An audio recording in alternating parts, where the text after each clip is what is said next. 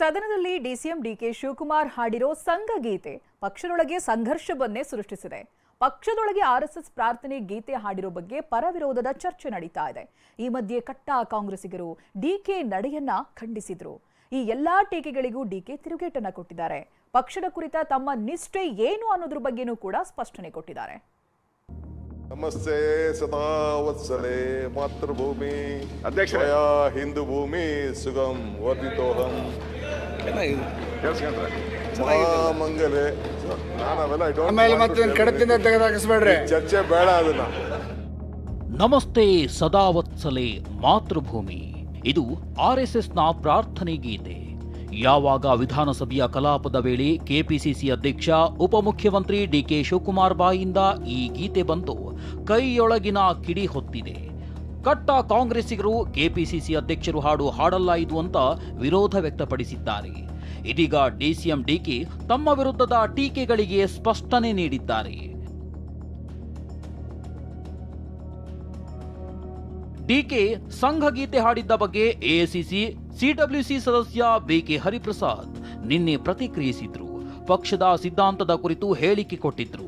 ಈ ಮಾತಿಗೆ ಪ್ರತಿಕ್ರಿಯಿಸಿದ ಡಿಕೆ, ನಾನು ವಿದ್ಯಾರ್ಥಿ ದೆಸೆಯಿಂದ ಪಕ್ಷದಲ್ಲಿ ಇರೋನು, ನನಗ್ಯಾರೂ ಪಾಠ ಮಾಡೋ ಅವಶ್ಯಕತೆ ಇಲ್ಲ ಎಂದಿದ್ದಾರೆ. ಈ ಮಾತಿಗೂ ಪ್ರತ್ಯುತ್ತರ ಕೊಟ್ಟ ಬಿಕೆ ಹರಿಪ್ರಸಾದ್, ಡಿಕೆ ನಾನು ಪಕ್ಷ ಕಟ್ಟಿದ್ದಲ್ಲ ಎಂದಿದ್ದಾರೆ. ವಿದ್ಯಾರ್ಥಿ ದೆಸೆಯಲ್ಲಿದ್ದಾಗ ನಾನು ಲಾ ಕಾಲೇಜಲ್ಲಿದ್ದೆ, ಅವರು ಇನ್ನೂ PUC ನಲ್ಲಿದ್ದರು. ಆಗಲಿಂದ ನಾನು ನೋಡಿದ್ದೀನಿ. ಈಗಾಗಲೇ ಹೇಳಿದ್ನಲ್ಲ, ಅವ್ರಿಗೆ ಹಲವಾರು ಮುಖಗಳಿದೆ.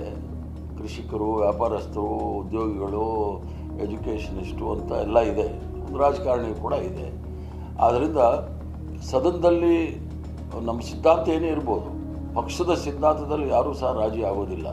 1980ರಿಂದ 79ರಲ್ಲೇ ಸತತವಾಗಿ ವಿದ್ಯಾರ್ಥಿ ನಾಯಕನಾಗಿ ಕಾಂಗ್ರೆಸ್ ಪಕ್ಷದಲ್ಲಿ ಗುರುತಿಸಿಕೊಂಡು, ವಿದ್ಯಾರ್ಥಿ ಸಂಘಟನೆಯಲ್ಲಿ ಗುರುತಿಸಿಕೊಂಡು ಕೆಲಸವನ್ನ ಮಾಡ್ಕೊಂಡು ಬಂದವನು. ನಾನೇನು ಹೊಸದಾಗಿ ಪಾರ್ಟಿ ಸೇರಿದವನೆಲ್ಲ, ಯಾರಿಂದಲೇ ಪಾಠ ಕೂಡ ನನಗೆ ಅವಶ್ಯಕತೆ ಇಲ್ಲ. ಕಾಂಗ್ರೆಸ್ ಪಕ್ಷ ನಾವು ಅಥವಾ ಡಿಕೆ ಶಿವಕುಮಾರ್ ಕಟ್ಟಿದ್ದಲ್ಲ, ನಮ್ಗೆ ಯಾರೋ ಕೊಟ್ಟಿದ್ದಾರೆ, ಇದನ್ನ ಮುಂದೆ ಕಾಪಾಡ್ರಪ್ಪ ಅಂತ ಹೇಳಿ. ನಮಗೆ ಕಾಪಾಡೋ ಶಕ್ತಿ ಇದ್ರೆ ಕಾಪಾಡಬೇಕು, ಇಲ್ಲ ಮುಂದೆ ಬರ್ತಕ್ಕಂಥ ಪೀಳಿಗೆಗಳಿಗೆ ಕೊಟ್ಟೋಗ್ಬೇಕು. ಯಾರು ಪರ್ಮನೆಂಟ್ ಇಲ್ಲ, ಯಾರು 500 ವರ್ಷ ಬದುಕೋದಿಲ್ಲ. ನನ್ನ ಪಕ್ಷ ನಿಷ್ಠೆ ಪ್ರಶ್ನಿಸುವವರು ಮೂರ್ಖರು ಎಂದ ಡಿಕೆ. ಮಹಾತ್ಮ ಗಾಂಧಿ ಅವ್ರನ್ನ ಕೊಂದಂತ ಜನಗಳ ಸಂಬಂಧ ಇರ್ತಕ್ಕಂಥ ಸಂಘಟನೆಗಳಲ್ಲಿ ಇದು ಸಂಘ ಪ್ರಾರ್ಥನೆ ಮಾಡೋದು ಸರಿ ಇಲ್ಲ. 100 ವರ್ಷಕ್ಕೆ 100 ಕಾಂಗ್ರೆಸ್ ಭವನ ಕಟ್ಟಬೇಕು ಅಂತೇಳಿ ಏನು ನಾನು ಪ್ರಾರಂಭ ಮಾಡಿ ಈಗಾಗಲೇ 70-75 ಜಾಗಗಳ ಸಿದ್ಧತೆ ಆಗಿದೆ. ನನ್ನ ಕಮಿಟ್ಮೆಂಟ್ ಇದೆಯಲ್ಲ, ಯಾರು ನನ್ನ ಕಮಿಟ್ಮೆಂಟು, ನನ್ನ ಇತಿಹಾಸ, ನನ್ನ ಇಂಟಿಗ್ರಿಟಿ, ನನ್ನ ಲಾಯಲ್ಟಿ ಕ್ವಶನ್ ಮಾಡಿ ಅನುಮಾನ ಪಡ್ತಾ ಇದ್ದಾರೆ ಅಂತಂದ್ರೆ ಅವರಂತ ಮೂರ್ಖರು ಏನಿಲ್ಲ. ಅದು ಬಿಡಿ, ಆ ನಿಷ್ಠೆ ಅನ್ನೋದು ಏನು ಅನ್ನೋದು ಅದನ್ನೆಲ್ಲ ಚರ್ಚೆ ಮಾಡೋದು ಬೇಕಾಗಿಲ್ಲ. ಅವ್ರು ಹೇಳಿದ್ರೆ ಭಾರಿ ಸಂತೋಷ. ಕ್ಷಮೆಯಾಚಿಸಲು ಸಿದ್ಧ ಎಂದ ಡಿಸಿಎಂ ಡಿಕೆ. ಇಷ್ಟೆಯಲ್ಲ, ಡಿಕೆ ಡಿಸಿಎಂ ಆಗಿ ಸಂಘದ ಗೀತೆ ಹಾಡಿದ್ರೆ ನಮಗ್ಯಾವ ತಕರಾರು ಇಲ್ಲ ಅಂದಿದ್ರು ಹರಿಪ್ರಸಾದ್. ಸಾಲದಕ್ಕೆ ಕೆಪಿಸಿಸಿ ಅಧ್ಯಕ್ಷರಾಗಿ ಹೇಳಿದ್ರೆ ಕ್ಷಮೆಯಾಚಿಸ್ಲಿ ಅಂತ ಆಗ್ರಹಿಸಿದ್ರು. ಇದಕ್ಕೆ ಉತ್ತರ ಕೊಟ್ಟ ಡಿಕೆ ಕ್ಷಮೆಯಾಚಿಸೋದಕ್ಕೆ ಸಿದ್ಧ ಎಂದಿದ್ದಾರೆ. ಕಾಂಗ್ರೆಸ್ ಅಧ್ಯಕ್ಷರಾಗಿ ಅವರು ಆ ರೀತಿ ಹೇಳೋಂಗಿಲ್ಲ. ಅವ್ರು ಕಾಂಗ್ರೆಸ್ ಅಧ್ಯಕ್ಷರಾಗಿ ಹೇಳಿದ್ರೆ ಅವರು ಕ್ಷಮೆ ಕೇಳಬೇಕಾಗುತ್ತೆ. ಕೆಲವು ಏನೇನೋ ಸಲಹೆಗಳು ಕೊಟ್ಟಿದ್ದಾರೆ. ನಾನು ಖಂಡಿತ ನಿಮ್ಮ ಸಲಹೆಗಳನ್ನ, ಒಳ್ಳೆಯ ಸಲಹೆಗಳನ್ನ, ನಾನು ಯಾರಿಗೇನು ದೊಡ್ಡವನಲ್ಲ.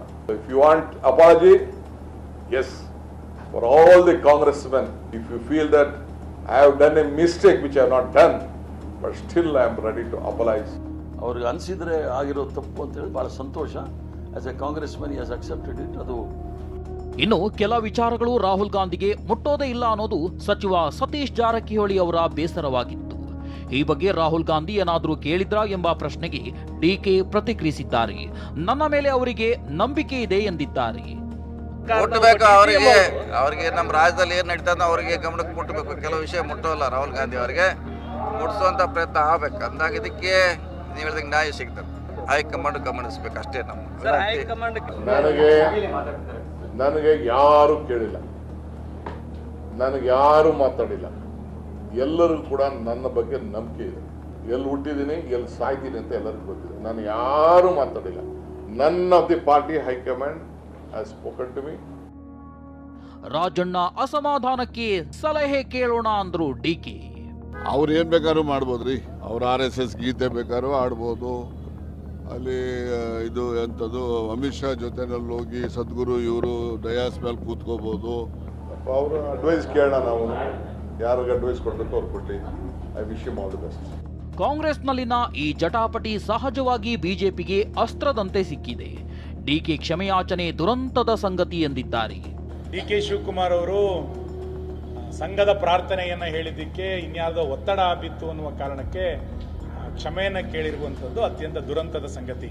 ನೀವು ಗಾಂಧಿ ಕುಟುಂಬಕ್ಕೆ ನಿಷ್ಠರಾಗಬೇಕು ಅನ್ನುವಂಥದ್ದಲ್ಲ, ನೀವು ಮೊದಲು ದೇಶಭಕ್ತರಾಗಬೇಕು.